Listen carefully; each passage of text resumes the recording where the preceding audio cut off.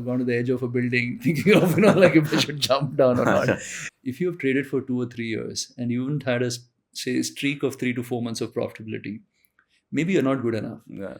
Right? And maybe you shouldn't really worry about trading the markets early. Put money in a mutual fund, do a SIP, whatever. And maybe not even do direct stocks, because maybe that's not the right product for you, right? And this is something I've been quite vocal about. So I wanted to, for our listeners, wanted to understand more about the emotional burden that you had to face when you went bust. Like a lot of people do get bust and then they do not come back to the equity markets for years and decades. Like what was different that you did that you got back, twice, thrice over, and actually got the better of the markets?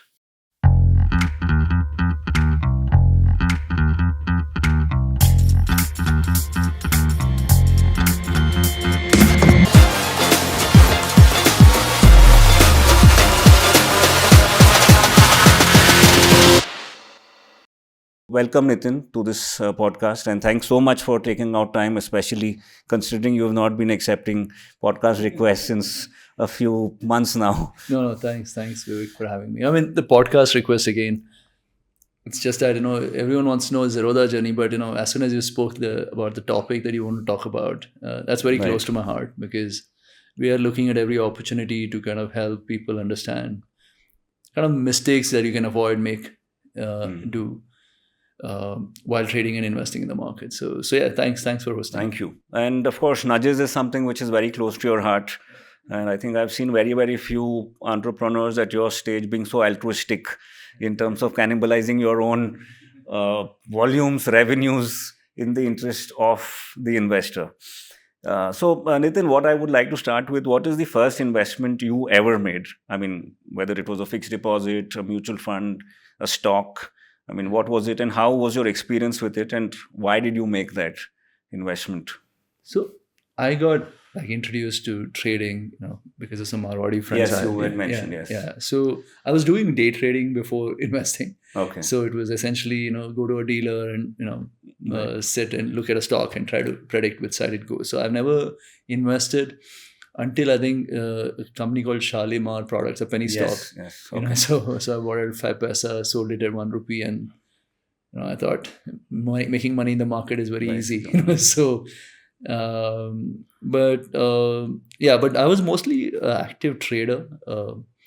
I think one of the things I started doing when I started making a little more money was around my birthday. I started gifting myself IPOs. In the sense, buy some company's IPO around my birthday, or use any events or events as an excuse to invest into a company that I thought I'll hold for long term. But in 2001, I went bust, which meant that all those investments I thought I'll hold on forever, I ended up selling it. I also in between, while doing engineering, I thought I'll also do GMAT and go abroad. So I sold some stocks that would have gone up 1000x from there to pay for those GMAT fees, which I regretted for a long time. So so mostly it was I've been a day trader. And were these tech bubble stocks, most of them? Not really. I mean, in my early days, which was the late 90s, early 2000s, it was mostly penny stocks, right? And but penny stocks for buying and holding. Buying and holding for a few days. Day trading was where there was more liquidity, so it used to be the top 100 stocks. DCQ software, HFCLs of the world, possibly. So, but 2001 is when Nifty futures got introduced, right? And that's when I got hooked onto Nifty futures, because for me, when you're trading stocks, there is an insider who knows a little more about the company than you. Right. Like, whatever you wish and hope that, that information spreads, right? And I think trading is about kind of playing to your strengths. And if someone else knows more about a big company than you, then it's a problem, right? And so with the index, the love was that there is no insider of sorts, right? As in, it's evened out. It's kind of evened out. And also with index futures, you got an opportunity to stay short for long periods of time, which was hard to do it in a in a non-futures world until then. So the margins are also lower, I guess. Yeah, I mean, it was okay. As in, it wasn't low per se. I think Okay. stocks was probably lower because Is it? Okay. Okay. this was one of those Sure. times when there was unrestricted leverage. Leverage. Yeah. Based on the relationship, you could get as much leverage as you want. So Right. futures, in a way, was not as levered as Okay. stocks. So yeah, so 2001, I got introduced to that, and then yeah, I've gone bust two and a half, Yeah. three So times. I wanted to, for our listeners, wanted to understand more about the emotional burden that you had to face when you went bust. Like a lot of people do get bust and then they do not come back to the equity markets for years and decades. Like what was different that you did that you got back, twice, thrice over, and actually got the better of the markets? I mean, I keep giving this example that there is a very thin line between passion and foolishness. Yes. So if it works out, you're called passionate. So I think generally, if I were to go back in time, I think I was being very foolish. But I thought I had found my love in trading the markets, right? And I think if I look back at my journey, I think what worked out well for me was that I was trying to build a career around something I love to do. Mhm. So even when you slip up, you're learning with every experience, right? But the thing is, I don't think everyone should even come back to the markets. Like if like I keep Right. advising most of my people that I meet, saying that if you have traded for 2 or 3 years and you haven't had a say streak of 3 to 4 months of profitability, maybe you're not good enough, Yeah. right? And maybe you shouldn't really worry about trading the markets early. Put money in a mutual fund, do a SIP, whatever, Mhm. and maybe not even do direct stocks because maybe that's not the right product for you, right? And this is something I've been quite vocal about. And but I think I kind of figured out that this is something in which I'm decent at because I had long streaks of profitability, and I usually when I blew up, it was few days of stupidity, and Yeah, that's what. Yeah. and But what's the attribution of the skill which is there? Because, I mean, there are more traders than investors in the markets globally and since decades. And very, very few, like maybe less than a percentage, succeed.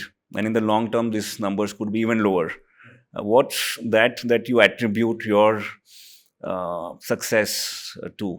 no, I think Nikhil, my younger brother, I think is a much better trader than I am, and genetically, I think we both aren't the types who get affected by PNL very easily. Okay. And I think that's the most important characteristic of a So good you trader. didn't lose sleep anytime when you got busted. No, I mean, I did lose sleep. I know what I'm not saying like that. On a day-to-day basis, Okay. Okay. right? I mean, when you're in extremes, when you're pushed to extremes, you will lose Mm-hmm. sleep. I don't think Right. any human can get away from it. But on trade-to-trade basis, on a daily trade basis, I wouldn't get very excited if I made money, or I wouldn't, Got it. suddenly feel frustrated if I suddenly lost some money. I mean, so just to remain rational when you're pushed to the test Mhm. is what differentiates people. Even not just in trading, you pick up sports, music, whatever. Right? Right. As in, if there are 100,000 people looking at you play cricket and you can hold your nerve, only few Right. people who can do it, and those are the kinds who kind of succeed. Right? Got As it. in, even in trading, it's mostly that, and it's about being just remaining rational around the times when it is it's you're put to test of sorts. And when did you decide that enough is enough in terms of active trading and putting a large portions as your own net worth grew? I'm sure the risk appetite would have reduced, is what happens typically. So when did you decide that trading is something which either is too risky for my wealth or it is too small for it to move the needle? Right. No, I don't see. The thing is, the way Zerodha evolved was around 2008 9. We had made some money in that 2008 crash, Right. and Nikhil had joined me by then, and Nikhil was generally a better trader, Right. right? So the question was, if why should two people sit and trade, right? Because trading, Right. what one person can, two people can do, one can do better. As in a Yes, sense, yes, you just yes, have to allocate yes. more capital. And I generally historically had like this whole kida of trying to talk about markets and Mhm. educate. So I used to run really large Yes. communities. So Zerodha was an extension of that. I was interacting with so many traders, active traders on these forums, and everyone had these complaint about being, high charges, and having brokers who are not very transparent. So, and as traders, one of the problems we were facing was exactly the same. So we thought, I mean, the plan was that we'll start a broking firm. So Nikhil continues trading. I attempt building the broking business. If it doesn't work out, I'll come back to trading. I mean, that But was sorry to interrupt you here. So this trading that either Nikhil does, or let's say if you come back, would it still be the same constituent of your bigger scheme of things, or I guess it would be much smaller, right? it's not possible, right? As Yes. in, it's, So it'll be much smaller, more for the passion of it rather than the money making of it. no, I mean, no. There is Nikhil trades to make money. Okay, So okay, in fine. the sense, there is Sure. no trading just for passion. So I think one of the things, like especially a market like India, it's the market depth isn't too large to handle large trading volumes. Mhm. So as you grow bigger as a trader, it becomes harder to make money. Right. Unlike what most retail think. Yes. Right? I mean, just to give an example, I think we bought, I think 3 or 4% of a company, and when we bought, we moved the stock price up by 15%, Mhm. right? Which means, and if you want to sell it, we'll probably move it by 10-15% Yeah, down. you might not be able to sell also. Yeah. So in the process of buying and selling, you're losing 15-20% Right.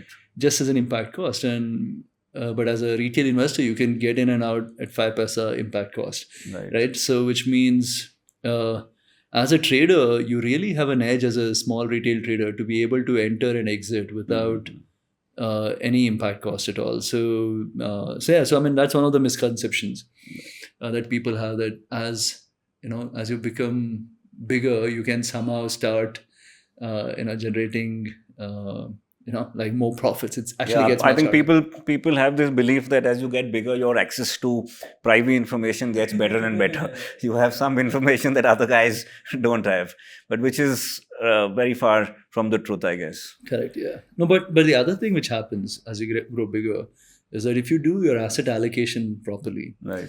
your ability to take risk also increases, right? In the sense, I don't think, like, one of the things I've learned by going busted, like two and a half times, has been that I don't want to be pushed myself in a position ever where I don't know the outcome of a trade.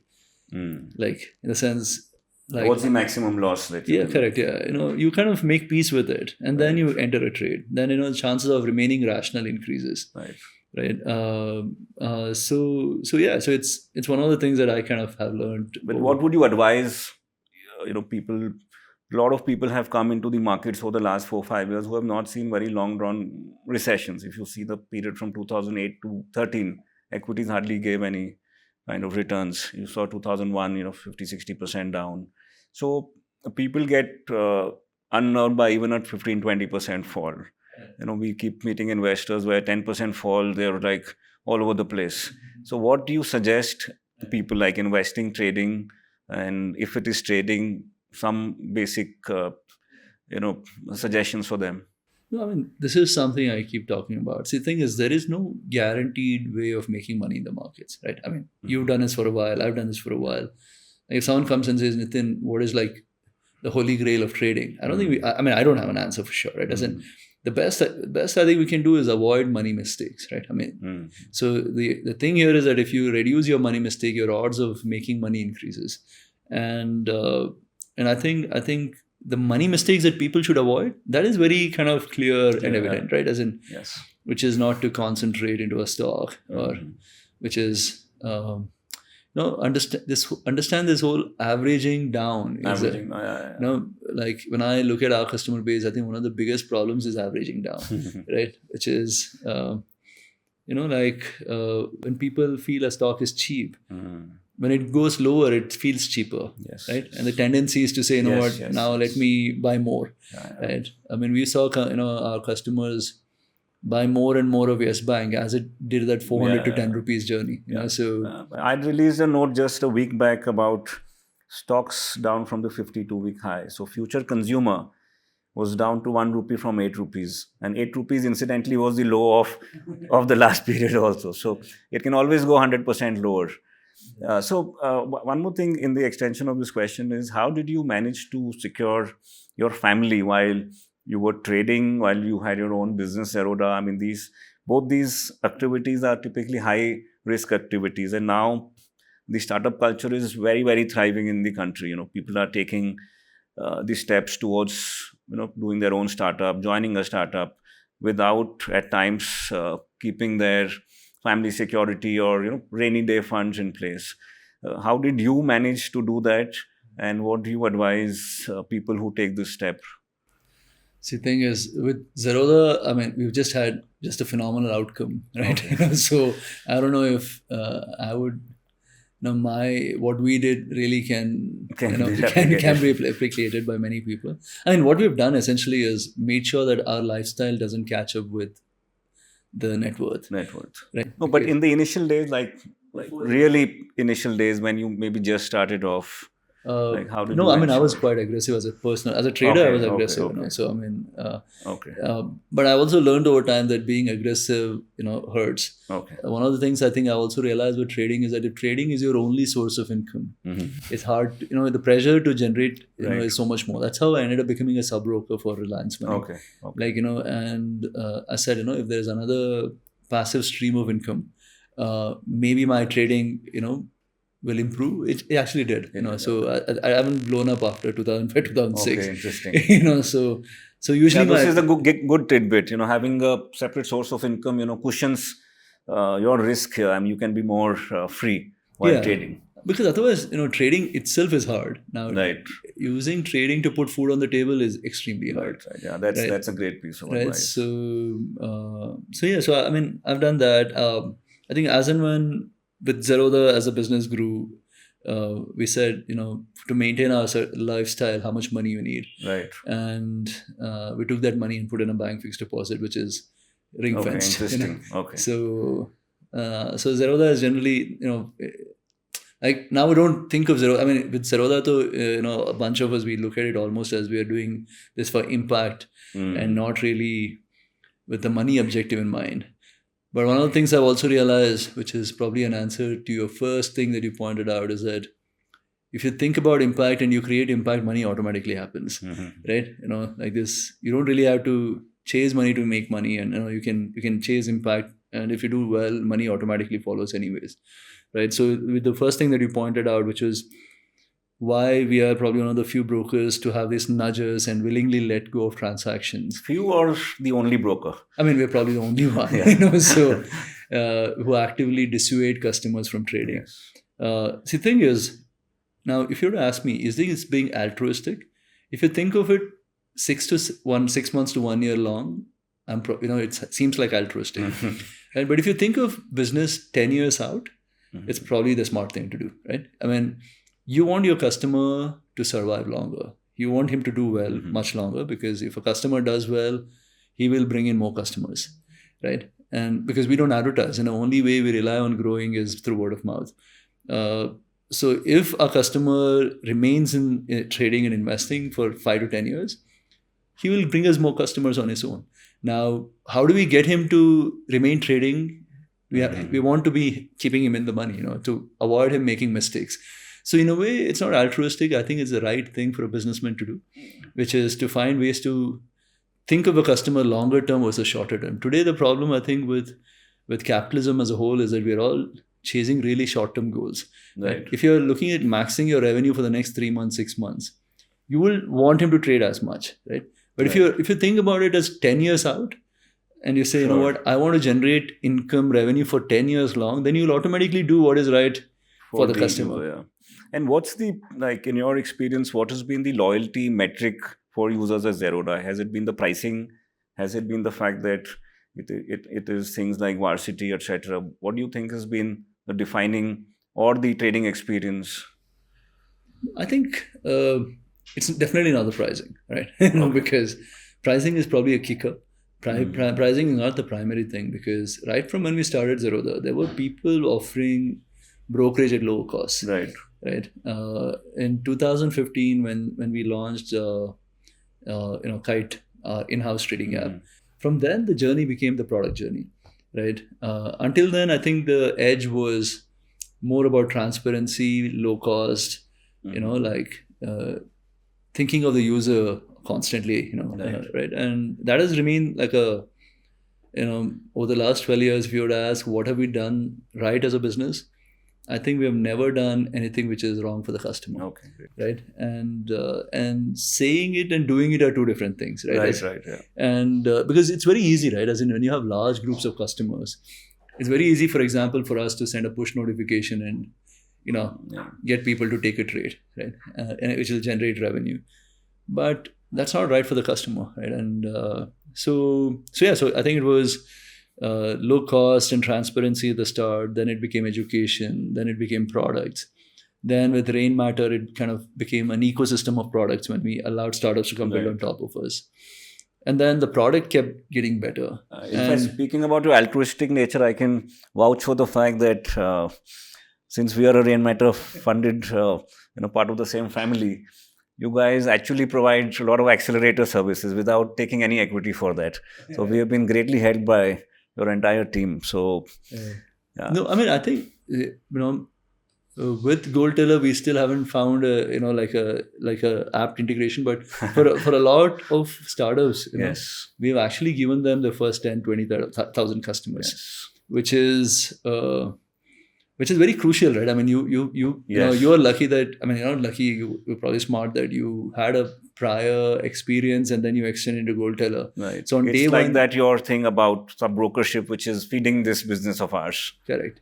So that way, you already have a certain business. But for most people who started off, they don't have a business on day one. Right. And to get to your first 5,000, 10,000 customer is really, really hard. And so I think one of the things that we did well which we have done well with Rain Matter is to kind of help these customers go get their first bunch of customers. We are in the queue.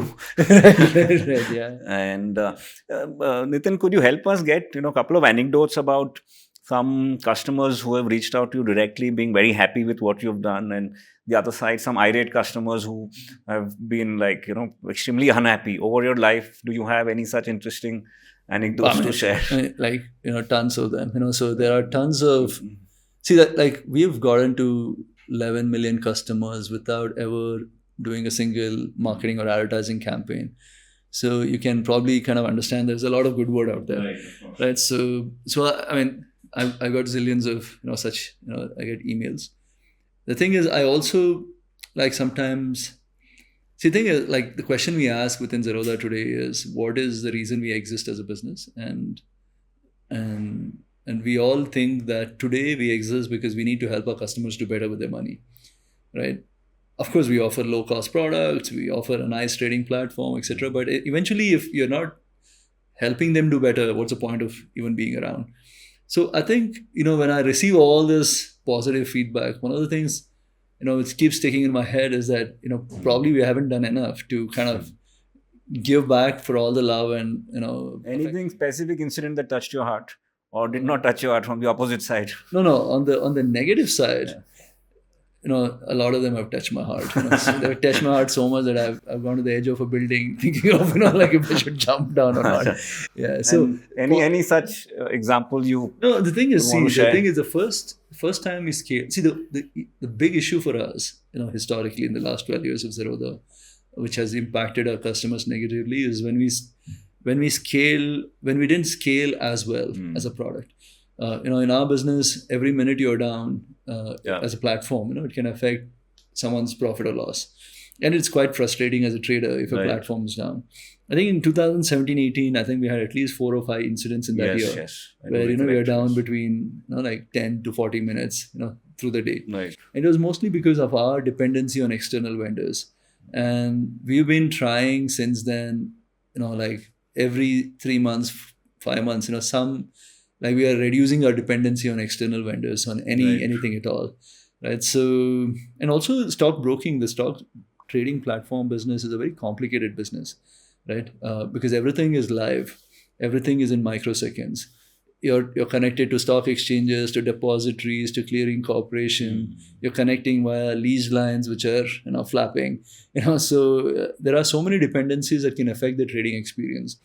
And so some of these learnings, we had in 2017-18, and even today, I think, even if if we are down for 30 seconds, say our charts are not working, my inbox will be full of, your cheat con fraud, so so it affects, but but there's no way around this. I mean, But that happens with manual traders also. When you call up someone, the guy can be busy.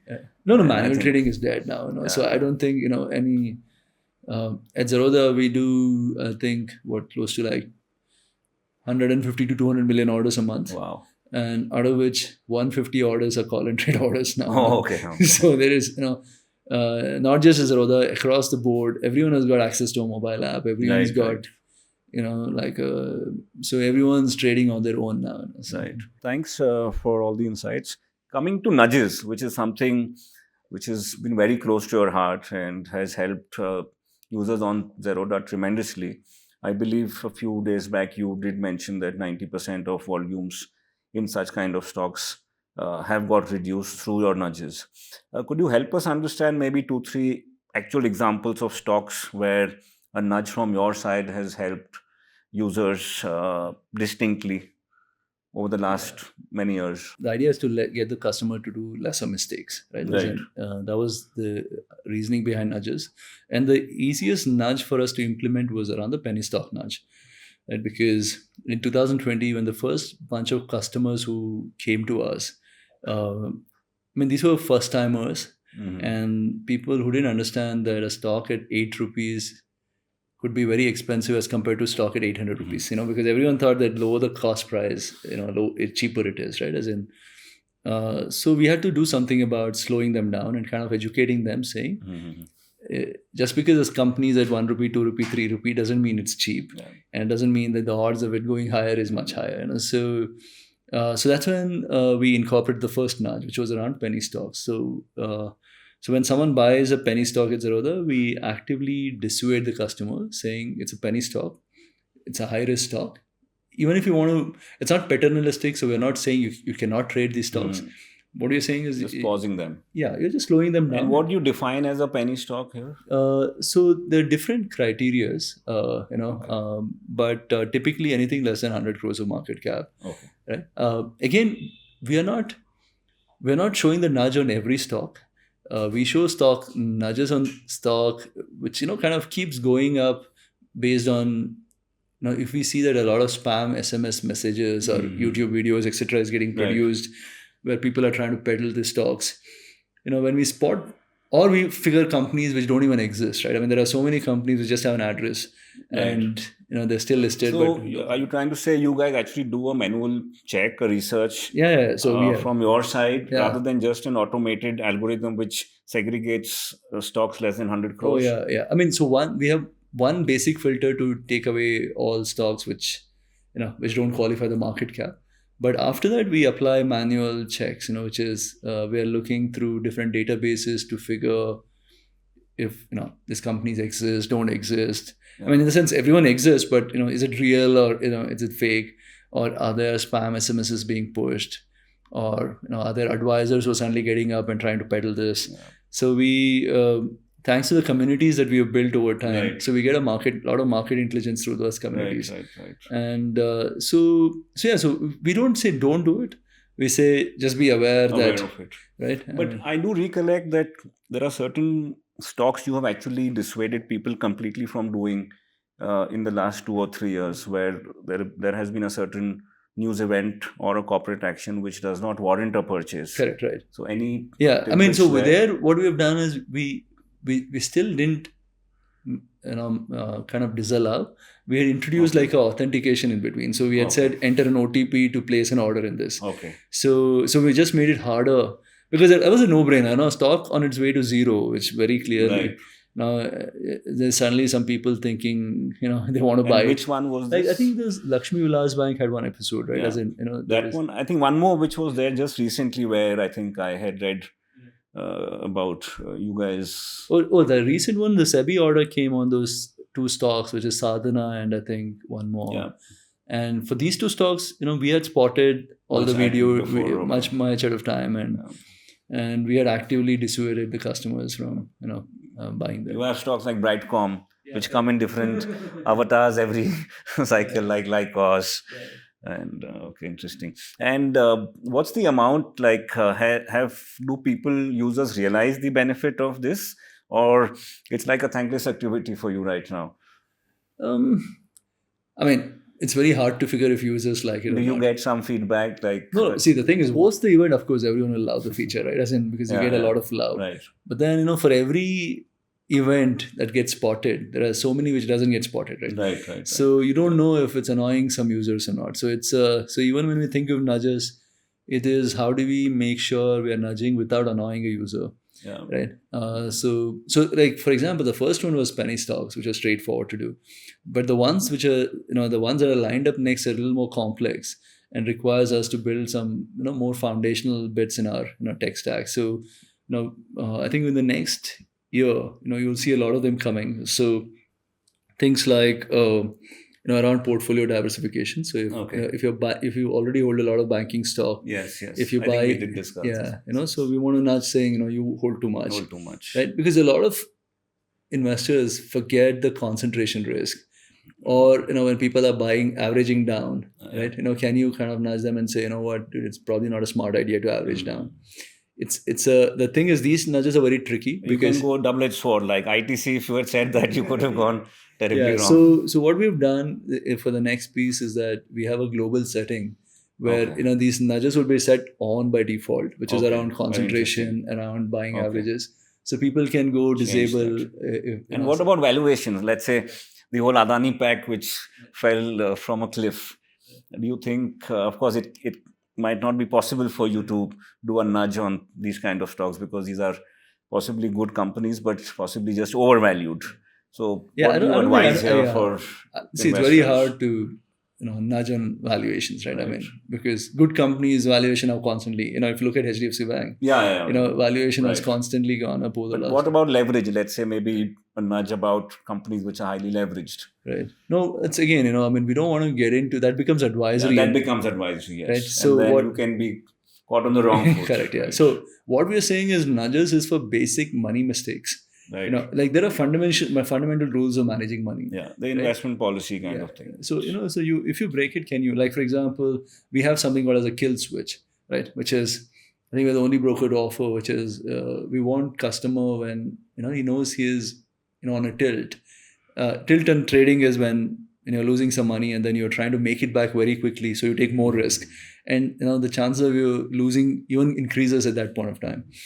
At that point of time, ideally the best thing to do is take a break, right? So what we've done is we have a kill switch, so a person can and instantly disables trading. And does this come from your own experience? Yeah, absolutely. I know. Okay. So can you just give us a brief about how this has helped you about taking a break in the past? No, I mean, see, the thing is, like a lot of people, we all like to celebrate heroes, right? As in, Right. and we all think of heroes as heroes in the movies, right? He's about to die and then somehow recovers. Yeah. That stuff doesn't happen in real life, right? As in real life, the best thing to do when you're in trouble is to not do anything, because at that point of time, you are really at your irrational most, right? When you say, I know I had 5 lakh rupees in my account and I lost 1 lakh rupees, which is really important for me. Right.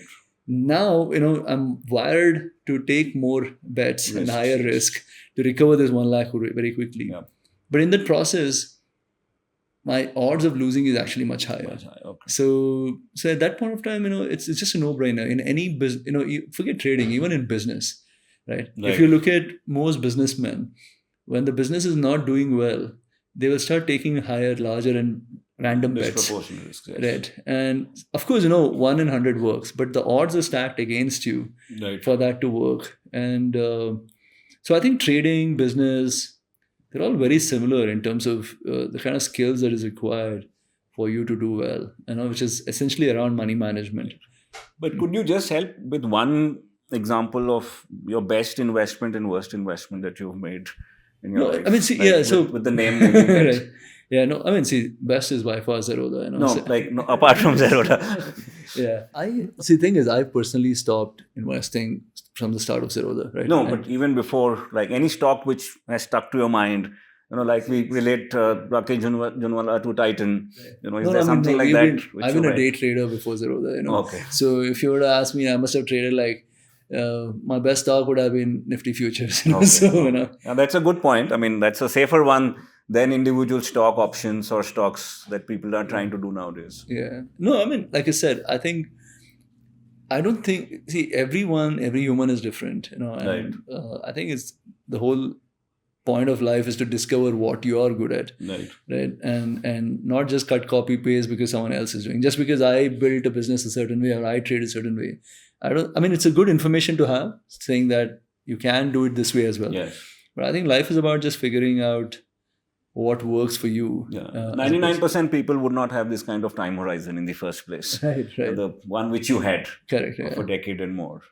So Nitin, now coming to these exotic investment classes that are coming in, you've been very vocal about crypto and investors not investing. In fact, again, coming to your altruistic side, I remember you have tweeted about the markets being very high at times, about crypto not being the right investment, and you guys not getting it on the Zerodha platform. So you have been, to your own business's detriment, very vocal about such things. Now, as we go along with a lot of digitization happening, a lot of products are available at the click of a button, whether it's the debt side, which I feel is more risky because the credit quality is, the rating itself is not at times the deciding factor. So, what do you think? Who will nudge these guys? And any large event of markets being in a recessionary phase like in 2008 to 14 where equities did not do anything, what do you think will happen? Do you think it can be a big black swan event where the cascading effect of all these new guys in the market who have been there since 2019-20 have not seen any large corrections? How do you think, are you worried about such a situation, and any advice on this? Yeah. See, again, there's nothing altruistic about it. I think I think our regulators have done a phenomenal job ensuring we don't, Indian intermediaries don't end up offering things which are regulatorily grey. One of the reasons I think crypto never really became more like a mass product because the regulations never allowed for it, right? And so one, and I've always kind of been vocal about not offering anything which is unregulated, right? Because you're just taking, as a business also, you're taking a really large risk for a limited upside, right? And so outside of that, I think the concern over the last 2-3 years has been more people coming to the markets with the wrong expectations, right? Because when you come to the markets thinking you can make money easily and quickly, you tend to be disappointed, and that has been a problem in India, right? As in there's everyone's an influencer today, as in everyone's making like tweeting and putting YouTube videos talking about how to trade and how to make money easy, and everyone has found that on social media, if you want to create activity, you need to be loud, right? Which is, you need to say how quickly you made money or how easy it is to make, because the easier it seems, the more audience you get, right? And which is kind of the incentive is misaligned of sorts. So there are a lot of people who come to the markets thinking it's easy to make money, but if you look at it, over the last, actually from early December of 2021 or early Jan last year, the market has kind of plateaued, as in we have not gone anywhere. And a lot of that activity and momentum has dropped, right? As in the new user acquisition in the market is down like 35-40%. The trading activity on stocks, etc., is also down 30-40%. So yeah, in a way, it's already kicked in. And what is the percentage of investors versus traders at Zerodha, that in case if you have that number in the back of your mind? Like the first question is, who's an investor, who's a trader, right? Yeah, maybe like the SEBI F&O analysis that came out, someone who's basically trading every day or every week. So correct. Yeah. So we have out of the 11 million customers, there are 7 million who hold stocks with us. Okay. There are, on a daily basis, there are 1 million people active. Okay. And on a monthly basis, there are between 3 to 3.5 million people who are active. Okay. So the thing, I think what worked well for us as Zerodha is that we first built a business for the active trading community, which is your revenue generating community. Right. So, and then it extended on to saying, we also want to offer it for investors who don't generate as much revenue or no revenue at all in many cases. So but the 70 million is today, and what was this number at the peak of the bull market, maybe in 2021. Right. No, the number is still higher today, but Okay. if you look at the growth, it's The growth is tapered off. Yeah. But the absolute number is still higher. Yeah, absolute number is still higher. Okay. So that is for us. But if you go look at some of the other brokers, a lot of them are probably sitting at a negative number compared to December Okay, so there's a 2021. degrowth. Yeah. And your thoughts on this 1 lakh average loss by F&O traders? I mean, unfortunately, this number has not gone out in the media. I would have personally thought that the fear with this analysis should have captured the eye of more people. But unfortunately, the news has gone fairly unnoticed. No, I think it gets noticed. It got noticed, but I think everyone thinks they're going to be the special one, right? Okay. So I mean, if I've been very vocal about But 90-10, that kind of special? No, 90-10 is okay, but in reality is actually 199. Right. Right? Because 90-10 is where 10 made any profits. Anymore, but right. That's not the right benchmark, right? The right benchmark is a bank fixed deposit returns. Yes. Now, if you said, if I had not traded in the market, I would have kept money in a bank. Cost, yeah. Right? So that is actually 99-1. Okay. So... but even if you say 99-1, yeah, people think they are the 1%. They want to the be chosen ones. They will somehow become the one without really. See, trading is really hard, and it will, it takes a lot of time, effort to get good at it. Right?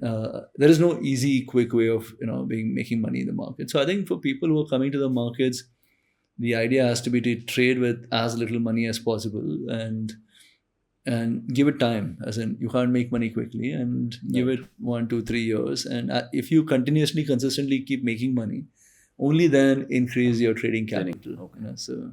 Right. Now, outside of this, what's your retirement plan? And a lot of people now, as per their financial planning, since we're at Goalteller, we get these questions that I want to retire after 3 years, 4 years, at 40, 45. What do you advise these people? And what's your own retirement plan, if at all you've got any? No, I mean, yeah, I had my retirement plan written down and on my cupboard when I was 20 years old, which was, I'll make 5 crore rupees and I'll go to Goa, set up a shack, and allow my music, allow playing sports, etc. There'll be a shack, will have a live band playing every night. There'll be like a beach football thing happening, and yeah, so a lot of zeros have gotten added to that 5, and I don't think it's still there.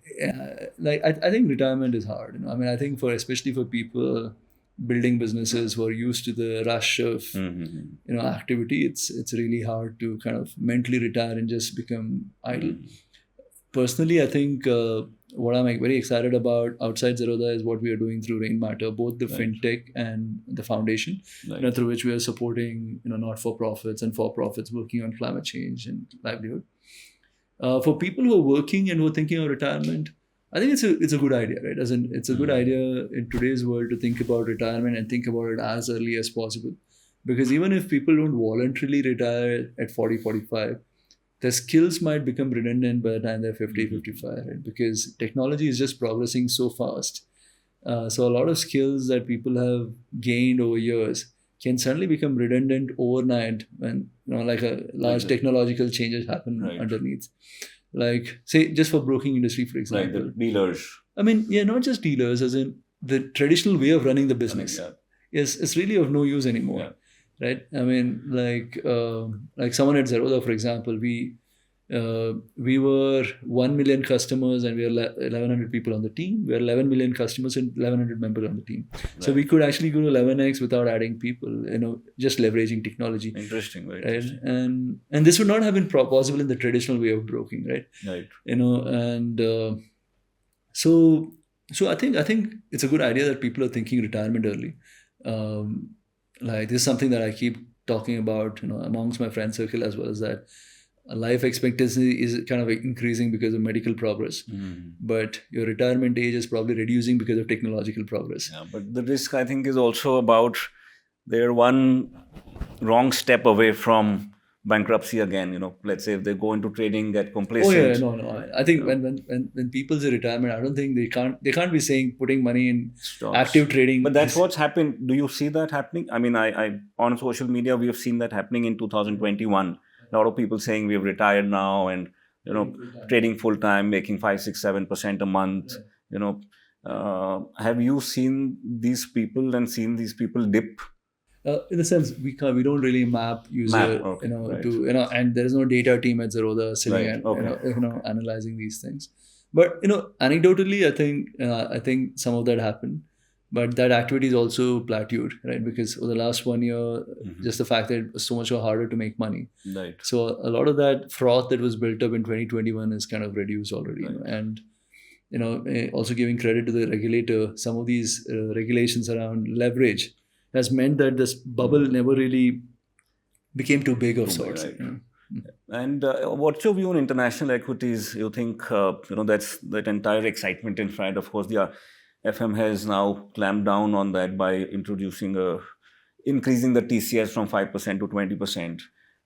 Do you think that is still something which people should look at? I mean, you have famously said that if there is something which I will tell my kids or anyone is to stay in India for the next 20 years.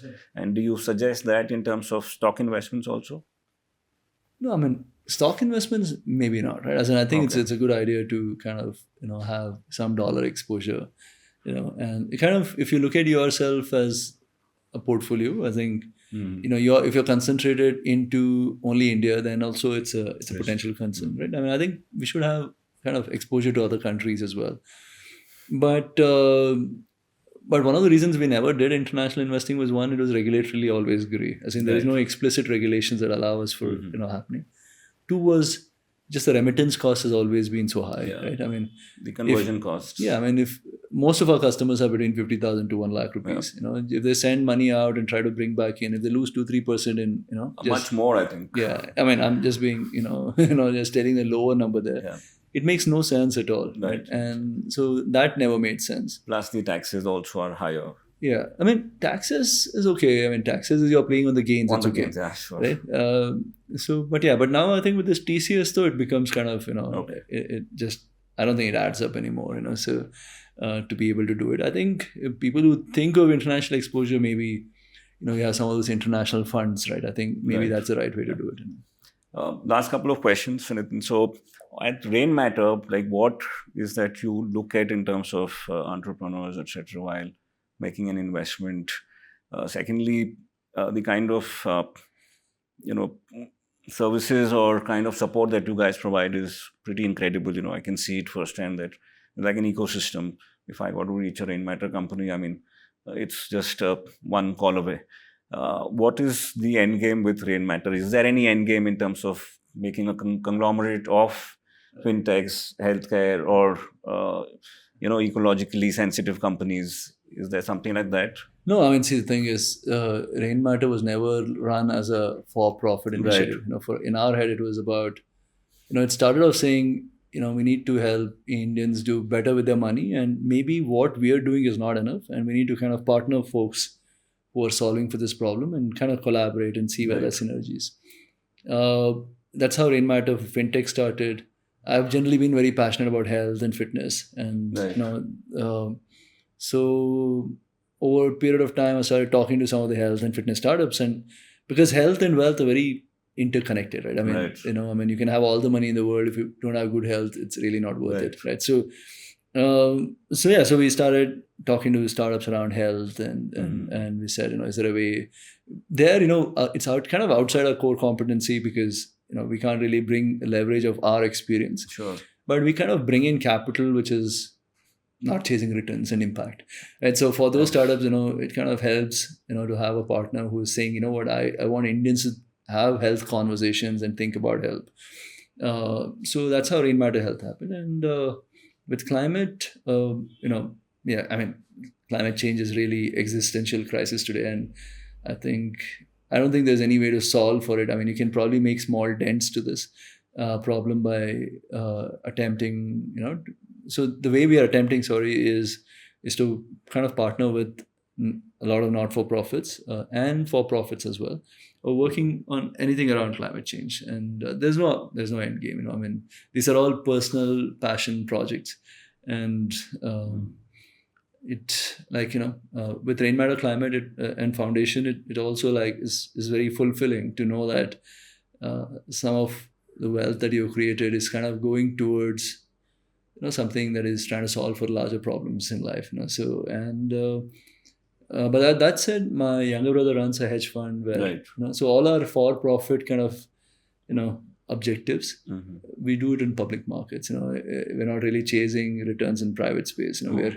Nitin, one big trend that you see in technology, climate, healthcare, and investments over the Right. next, because as at the stage that you are, I think you have a much better vantage view, than any one of us. Yeah, I mean, see, investments. I'm very closely tracking what happens in the advisory space, because I think the next big problem to solve in investments is around advisory. Because you've gotten so many people to the markets, but who's going to teach them how to do it right? So one is advisory in the investment space, also around fixed income, because I think maybe the right stepping stone for India is fixed income and not equity, right? Because majority of Indians don't understand risk well. So maybe you need to introduce them risk by offering them something which is higher than fixed deposit returns, but lower risk than equity, right? So and now that SEBI has put in a bunch of regulations Around the online, or online bond platforms, it kind of opens like a path for someone to come offer services there. In healthcare, I mean, see, Indians are just getting more and more conscious about health and fitness. But that said, the obesity problem in India is also going up, right? Because of fast food and etc.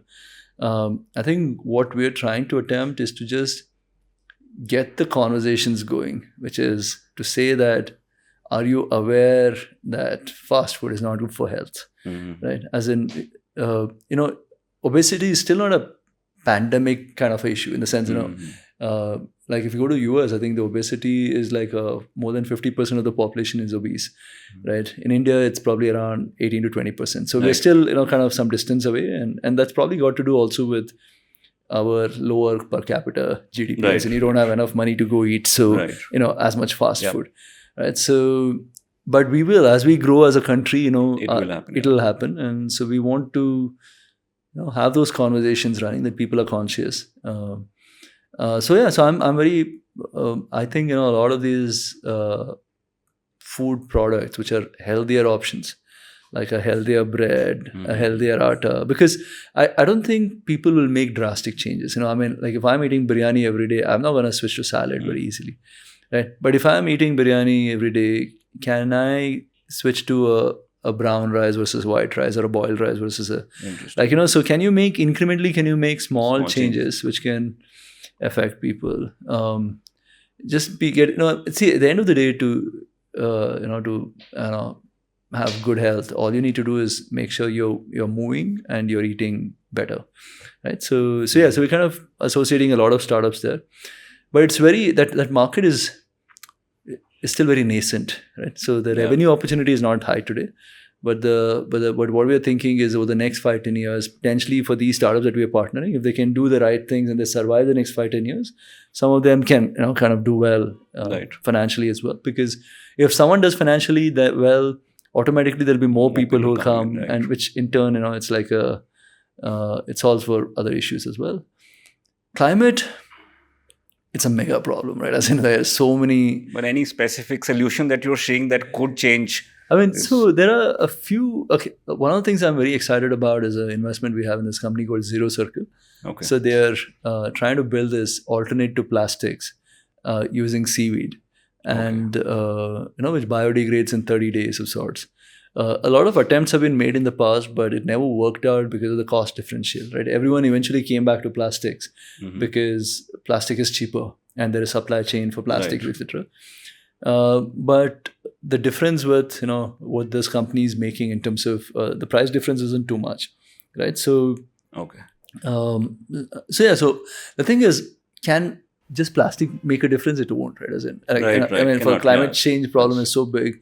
I mean, I'm very I keep searching for scientific research papers around conversion of waste into something non-waste, into carbon sequestration, not just using trees, but newer technologies. And so I think technologically people haven't taken climate change as seriously as people should, right? I think a lot more money has to go behind these projects which are working around kind of lowering the carbon footprint of the planet. Mhm. So there is no magic pill of sorts. I mean, there Okay. is. And what's your view on AI? I mean, with this whole Chat GPT thing, and Elon Musk also recently tweeted that 2023 for me is I'll be focusing on AI. So, do you see any visible changes in your life through such AI tools? I mean, see, AI generally has been a lot of hype till now, right? Right. Because I think FTC put a very interesting note. The Federal Trade Commission is saying, like, if you're claiming that you are an AI company, you should really have AI to claim it. Yes. Because today, I would say 90% of companies which claim they're AI aren't AI. Yeah, yeah, absolutely, absolutely. It's a pitch deck. There are very few companies which are truly doing AI, like Right. OpenAI and etc. Right? So, no, I think eventually, it'll change the way companies work. It'll change the way we both consume products, Mhm.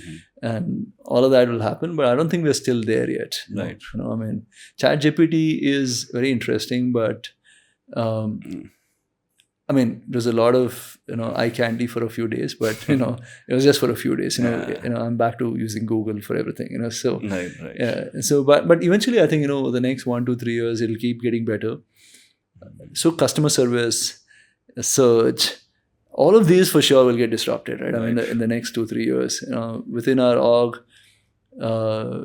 even our support database, the way we've built it is knowing that tomorrow we could essentially feed this entire database to like an AI engine, which can potentially Okay. chat with the customer and Interesting. and Okay. and maybe answer a lot of queries that otherwise comes to us. But I don't think we're still there yet. So- And then lastly, a lot of people want to see you as a shark. What's your views on that? Like, are you yourself keen on going on Shark Tank, though you got your rain matter already there? Yeah. So- No, I mean, I think the thing is, firstly, the Shark Tank has done so much in terms of messaging. So I think it's a phenomenal job in terms of going out to tier 2, tier 3 cities and people wanting to be entrepreneurs. See, at the end of the day, one of the investments that we do as a business is also, I mean, as Rain Matter is also around storytelling, right? I mean, because see, India is a poor country, and the only way India will get richer is if there are more entrepreneurs, and Right. only way there'll be more entrepreneurs if there are good storytellers out there, right? And one of the reasons why I have an incentive to come and talk like this is because maybe someone looks at it and hears something and helps in his entrepreneurship journey, right? So the same way, I think Shark Tank has done a great job there. But I don't think that format is really like me, in the sense I can't firstly speak good Hindi, so Right. right, and I don't like one of the things when it comes to investment, I don't really invest outside my core competency, right? As in I don't invest across the board, Right, and right. it's finance, it's health, and now it's climate, and because this is where I believe I have any value to add. I can't judge a company which is like yesterday I was talking to a company who was in the pharma space, and I had no clue. I mean, I had no advice to give, and Right.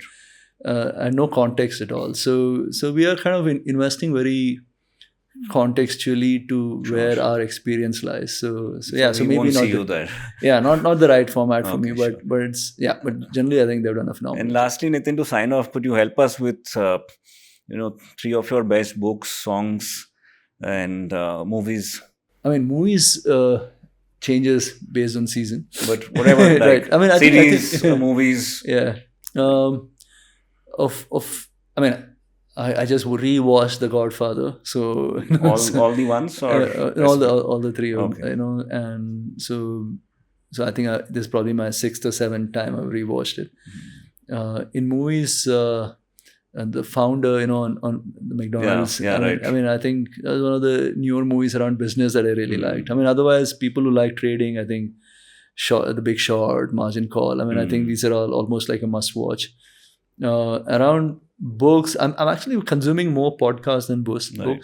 I mean, I'm a big fan of the All In podcast, and I think it's just the format is quite nice, and the guys who come on the show, just there's so much knowledgeable. So I think I'm consuming a lot of that. I also like a lot of business wars and Okay, interesting. And which ones? No, the Business Wars, the podcast itself. Okay. And Guy Raz does an amazing job with talking about businesses and talking to founders. Right. So that, I mean, but in terms of books, I think the last one that I really liked was The Anarchy by William Dalrymple.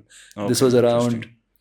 I mean, the reason I'm saying that book is because this was around how the East India Company came to India for trade, and as they grew bigger, how they went from like a business to everything else, right? And in a world where we live in today, where the big tech, are just so powerful today. As in, the question is, they're probably as powerful or more powerful than a lot of countries. Right. So the question is, do they ever show their evil side at some point? Right? Because at the end of the day, the concentration of power historically has turned people evil.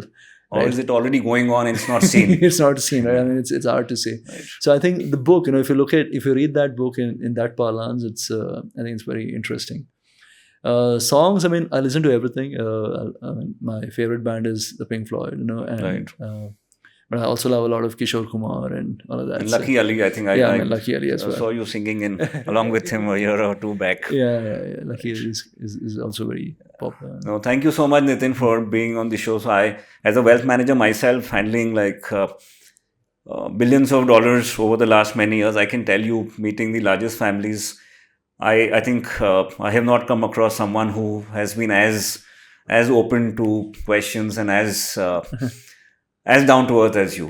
And thank you so much. Thanks a lot. Thank you. Bye. Thanks.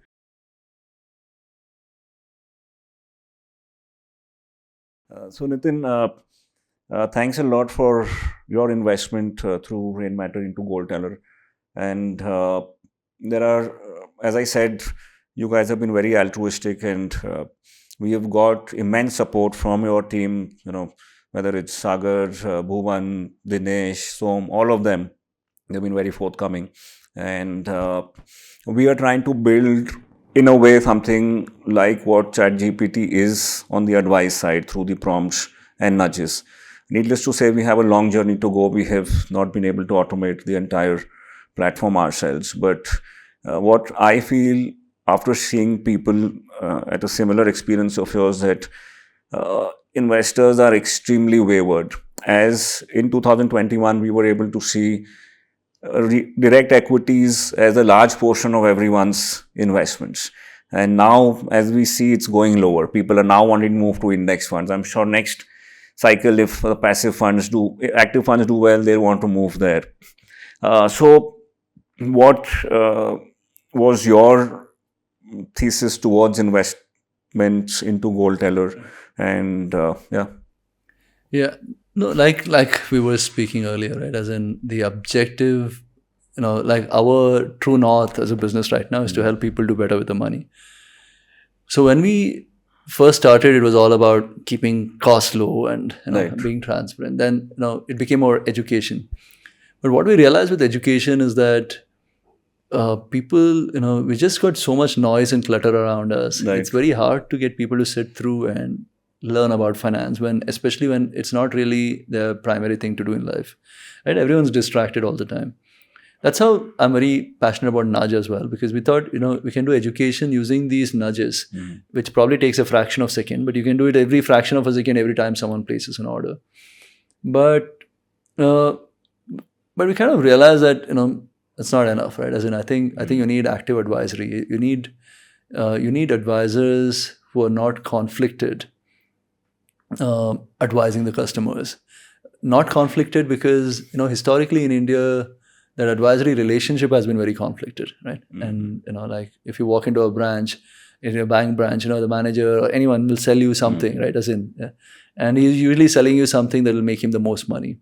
Now his interest is you not knowing everything about the product, right? Now, if I look back at the US, I think one of the reasons why the markets have done so well in terms of market participation or just wealth creation is because I think it's been mostly advisory first.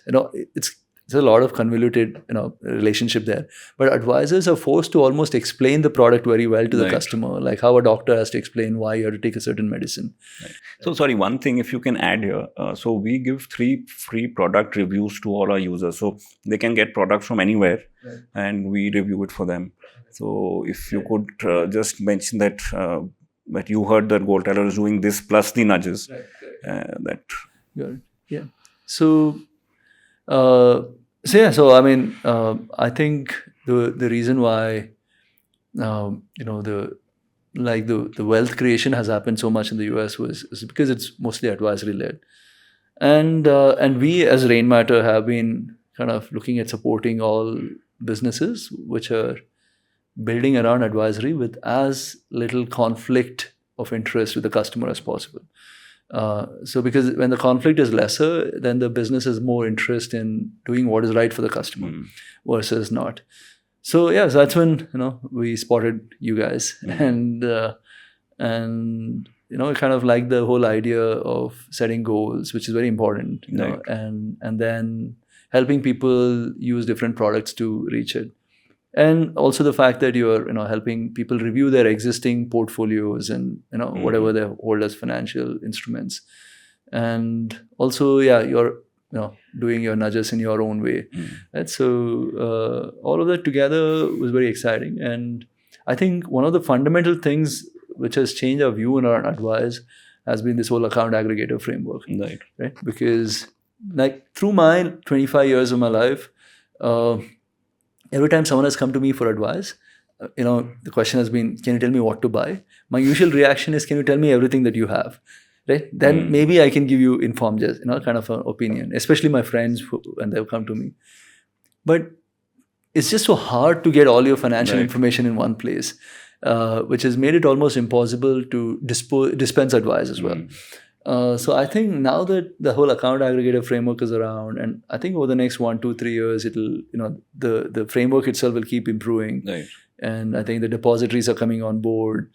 So I think even as an opportunity for you as a business, I think your product offering will improve as soon as you are able to kind of get all the financial information in one place. Like even as Zerodha, right? I mean, the biggest tipping point for us in the journey was 2016 when we used Aadhaar for online onboarding. Okay. Right? Because if not for that, the business would have been maybe 1/100th of the scale today. So Okay, right? interesting. I mean, maybe not 100, maybe 1/50th of the scale. So that was the inflection point. Yeah. Okay, thank you.